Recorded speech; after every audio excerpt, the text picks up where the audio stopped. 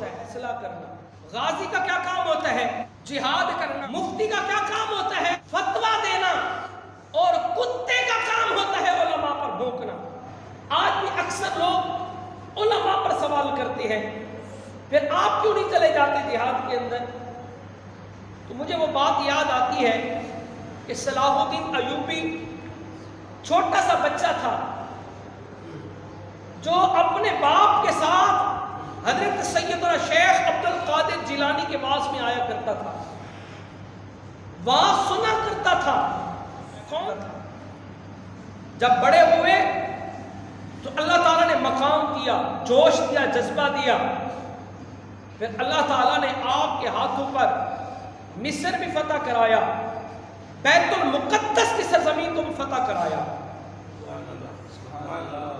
لیکن صلاح الدین ایوبی نے کبھی یہ نہیں کہا، نہ ہی پیغام دیا، اے شیخ عبد القادر جیلانی، میں ادھر ان کافروں کے ساتھ لڑ رہا ہوں، جہاد کر رہا ہوں، آپ مسجد پہ بیٹھے تقریر کر رہے ہیں، باز کر رہے ہیں، کیا وجہ ہے؟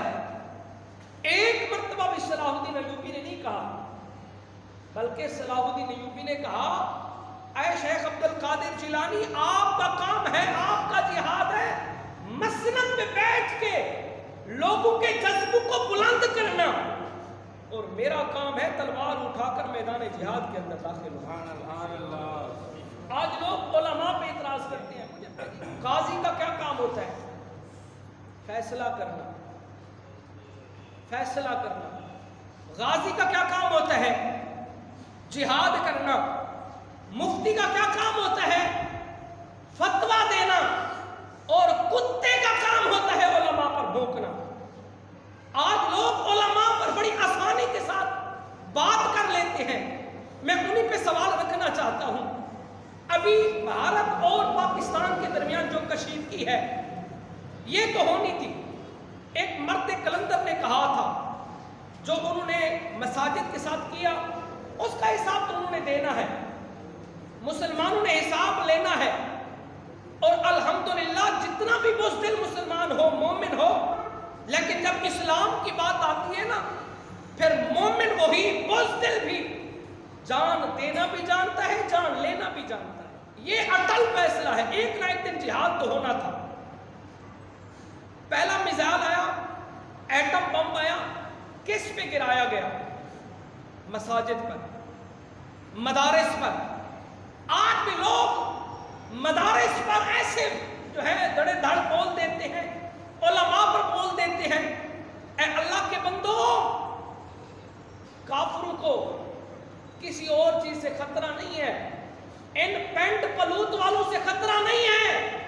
اگر آج بھی کافروں کو خطرہ ہے تو اسلام والوں سے خطرہ ہے، یاد رکھنا۔ آج بھی اگر خطرہ ہے تو محمد عربی کے غلاموں سے خطرہ ہے۔ آج بھی اگر ان کو خطرہ ہے تو شیخ عبد القادر جیلانی کے چاہنے والوں سے خطرہ ہے۔